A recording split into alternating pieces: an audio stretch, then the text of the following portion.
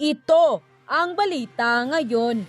Trending ngayon sa social media, ang di umano'y balitang kontrobersyal na mensahe ni General Bantag kay Pangulong Bongbong Marcos. Ito ang mainit na balitang pinutakti ngayon ng samut-saring komento mula sa marami sa ating mga kababayan at marami nga sa kanila ngayon ang hindi napigilan ang kanilang sarili na maglabas ng kani-kanilang hinaing at komento sa mundo ng social media. Pero bago ang lahat, kung bago pa lamang kayo sa channel na ito, ay huwag kalimutang i-click ang subscribe at notification bell para mas maging updated pa kayo lalo sa lahat pa ng bagong videos na i-upload namin. At yun na nga mga kababayan, mainit na pinag-uusapan ngayon sa mundo ng social media ang di umano'y balitang kamakailan lamang naging laman ang balita at pinag-uusapan sa social media nang pinagsuspende ni Pangulong Ferdinand Bongbong Marcos kay Department of Justice Secretary Crispin Remulla si Bucor Chief Bantag as preventive suspension. Layon daw nito ang patas na investigasyon ng National Bureau of Investigation o NBI sa pagkamatay ng middleman na kinilala di umanong si Crisanto Villamor o John Villamor na ayon kay Remulla, iisang tao lamang ito sa kasong pagpatay sa isang broadcaster na si Percy Lapid. Dahil dito, nabalot ng kontrobersiya at reaksyon ng mga netizen sa totoong kaganapan meron sa loob ng bilibid. Ayon sa mga napabalita noon na si Bucor Chief Gerald Bantag ay personal choice di umano ni dating Pangulong Rodrigo Roa Duterte.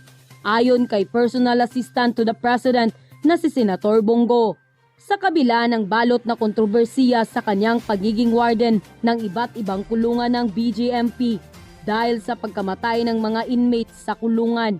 Ayon sa dating Pangulo, ang angking tapang nito dahil sa pagtatapon daw ng granada at may experience sa BJMP si General Bantag sa kabila ng kontrobersiya nanindigan ng BJMP na mahusay at striktong opisyal si General Bantag. Ang pagkasuspende ni General Bantag ay naging mainit na usapin sa social media. Kasama na dito ang binitawang mensahe niya para kay Pangulong Bongbong Marcos na tila ba ipinapahiwatig niya na mag-ingat ang Pangulo sa pagpili ng mga tao na ilalagay niya sa posisyon. Baka ito ang maging downfall niya ayon kay Bantag. Dagdag paalala ni General Bantag kay Pangulong Bongbong Marcos. Di ba niya alam na si General Katapang ay miyembro ng RAM na nagpatalsik din sa tatay niya noon? Di ba niya alam na si Katapang ang nilagay niya yung mga questionable doon? Kailangang maging watchful ka, Mr. President, Pangulong Bongbong Marcos. Baka yan ang magiging downfall mo. End quote. Si General Katapang ay ang bagong hepe ng Bureau of Correction na dating tauhan ni dating Pangulong Pinoy. Dahil dito, maraming anggulo ang nais malaman ng mga netizen kung sino ang karapat-dapat at mapagkakatiwalaan na mamumuno sa Bureau of Correction. Magiging tapat na opisyal ni Pangulong Bongbong Marcos. Ayon sa mga netizen, ay karapat-dapat si Bantag sa posisyon dahil sa matapat itong magtrabaho dahil naging maayos sa tahimik ang bilibid ng maraming taon at unfair daw ang akusasyon laban kay Bantag. Ayon sa ating mga netizen, maaring galawan daw ito ng mga dilawan dahil sa tapat na pamumuno ni Bantag at itensyon siyang patalsikin para sila ang maging makaposisyon. Dahil dito, maraming pagnanais na netizen na ibalik si Bantag sa posisyon dahil sa buong tapang niyang pagresolba sa problema, meron ang bilibid. At kung kayo ang tatanungin, ano ang masasabi mo sa nangyayari ngayon sa bilibid? Sino ang paniniwalaan nyo? Sino ang dapat na nasa posisyon? Kayo na ang humusga. Senator Bato, tila na pinalagan na, no? Na ano na po si Senator Bato sa patuloy po na pagdadawit ng oposisyon, no? Dito po kay Pangulong Duterte sa Percy Lapid case. Yan po ang pag-uusapan natin. So, alam po ninyo, magbasa lang po tayo ng kung paano paulit-ulit na tayo sa kapatid, di ba? Gusto ng kapatid, mas malaking isda yung ano eh.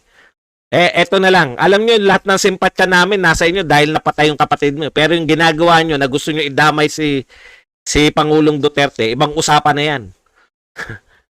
Putya, kay Bantag nga, baka hindi nyo pa Ano sabi ng ano? Ano sabi ng NBI? Dito po sa CNN, 'di ba? Walang malinaw na ebidensya na magtuturo direkta kay Bantag. Eh kay Bantag pa lang mahihirapan na kayong patunayan na siya ang mastermind. Gusto nyo pa si Duterte pa palabasin. Talagang kakaiba po kayo. Okay. Ito po. Basahin po natin yung mga gustong idamay si Pangulong Duterte. Good morning, kind people. Si Joey Ledesma po. Enjoyed the fine coffee this morning and breakfast. At least cases will be filed today against Duterte-appointed killer Bantag and courts. Hope Duterte and his Davao killers get totally prosecuted. Good day. Hindi ko alam kung anong sama ng loob nitong Joey Ledesma na to at kung sino tong Joey Ledesma na to. No? Pilit na pilit. Pilit na pilit kayo na gusto ninyong idamay si Pangulong Duterte. Eto pa po. Basahin po natin yung mga gusto nila manyari. Okay.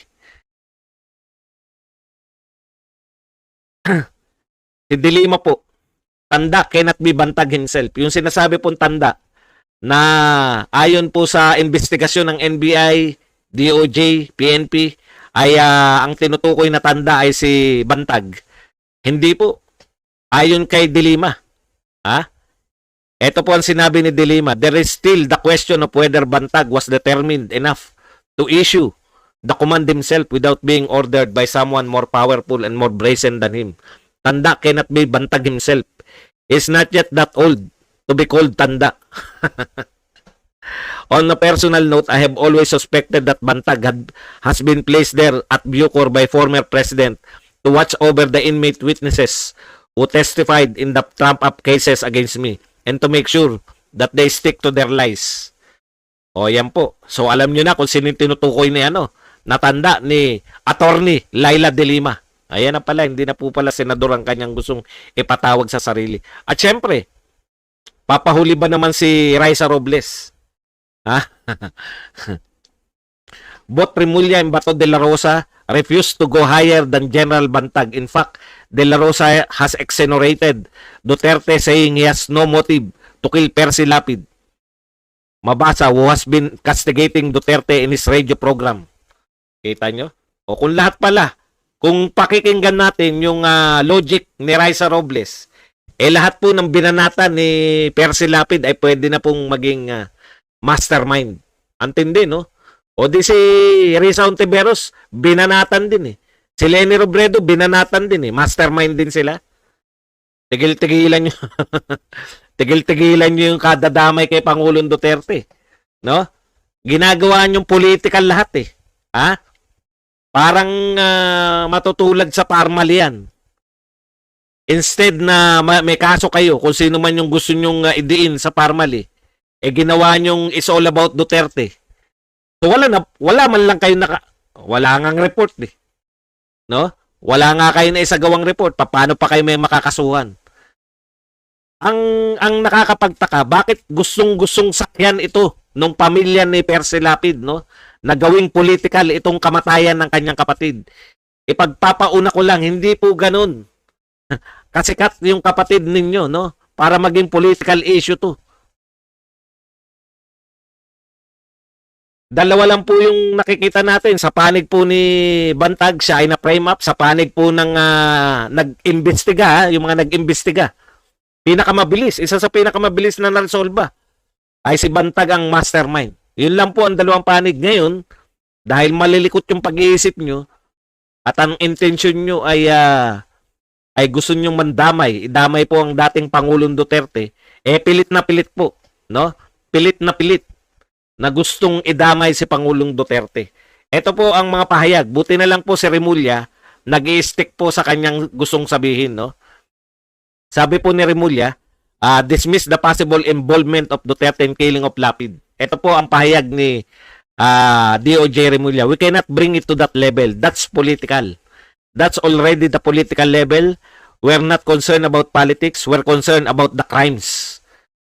Yan po yung katotohanan 'di ba? We just follow the money and we just follow the evidence. It's hard to speculate. Hindi po pwedeng mag-speculate kayo kung sino yung gusto nyong isipin na mastermind pa. Eh, pag ginawa nyo po yan, putya, baka mabilaukan kayo sa sobrang laki ng gusto nyong lunukin. Alam ko yung gustong gawin ng mga to eh. Lahat ng pagkakataon, pati sa lintik na parmali na yan. Ito na naman, halimbawa na naman to, yung hindi nyo kinaya ng direkta. Direkta yung akusasyon nyo kay Pangulong Duterte sa EJK ng war on drugs eh. Hindi naman kayo inaatrasan. Di ba? At yun na nga mga kababayan, ano na ang masasabi mo? Kung mayroon kayong hinaing at komento tungkol sa video na ito, please comment down below. Pag-uusapan natin yan sa comment section. At kung nagustuhan nyo ang video, ay huwag kalimutang mag-iwan ng like at i-share na din para mas marami pang makaalam sa makabuluhang video na ito. Maraming salamat.